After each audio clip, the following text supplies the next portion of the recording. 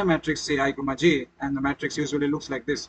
So it has some values 1, 2, 3, 4, 5, 6. Okay, and if you see the rows and columns of this particular matrix, the rows and columns are if I'm starting from 0, so it will be 0, 1, and if I'm starting from here 0, 1, 2. Okay, so what it is saying me, the initial matrix will be like this.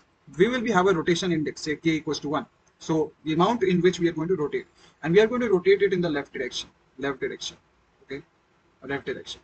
So what we are going to do is we are going to just store this particular matrix into a new matrix, okay, and where we are going to print the rotated matrix. But for that we have to develop a rotate matrix formula. So let me show you how exactly this matrix is going to look like. So if you have 0, 1, 2, and 0, 1, these are the index. Ignore them. So new matrix will be like 2, 3, 1. Okay, 5, 6, 4. So you have to see carefully that the matrix is rotating in this direction. So one element shifting towards the left and going at the back. That's how rotation works, right? So left rotation.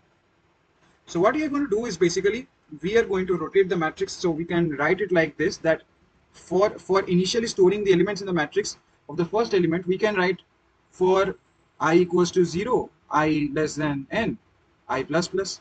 This is the rows. For the column, I can write for j equals to 0, j less than n, j plus plus. Okay, and then I can store the values like say matrix mat of I and j, equals to sc dot next. Then okay, this is how I'm storing the elements in the matrix. Okay, this is how I'm storing the elements in the matrix. But now I have to move the matrix to the left, right? So for moving to the left, I can say void move left function. So in this function, what I'm going to do is basically I'm going to take, if you see carefully, what I've done is in the void move left, I can take row and column, row and k value, right? So in the row, I'm going to take int row and int k value, okay, in the row and the k value. So row is nothing but row matrix, row is nothing but the rows, okay, and this has to be a return type. So I can say integer array return. So this is going to return the rows to the left, okay. So what basically it is going to do, it is going to shift the elements by k position. So particular row will be I plus k modulus of n, okay. So for this particular problem, what I can write it like this, that for I equals to 0, rows dot length and I plus plus. Now when I am storing row of I equals to, I can say I plus k modulus of I have to check modulus value of n. So n is nothing but the size. So I have to check, I have to rotate in such a manner, that it does not exceed the boundations of the limits. So the limit of the row is nothing but n. N equals to nothing but rows dot length, So similarly, what you can see is clearly we have constructed the rows. Now we have closed this particular thing. In our resultant matrix, so I can make a resultant matrix. You can see we have a resultant matrix. So this rotated matrix is nothing but storing the matrix elements of the rows comma k. So this is how the problem statement can be effectively solved. So if you see the problem statement, first we are taking a function which has integer array return type, double dimensional array.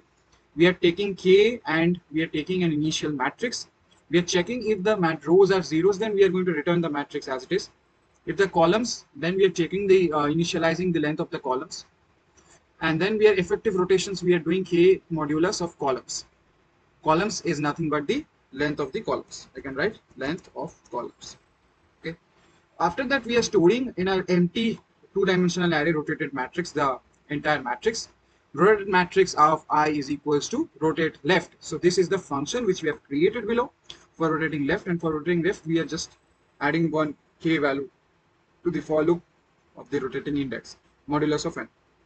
Finally, the rotated matrix is returned, which is then called in this main function where we are passing the matrix of rows. Mata is nothing but the rows and k is the index by which you're going to rotate. So we are going to submit. So that's how we have effectively solved this particular problem. It was a medium-based problem, but this isn't a medium-based problem, as long as you are doing the wrapping by modulus of n.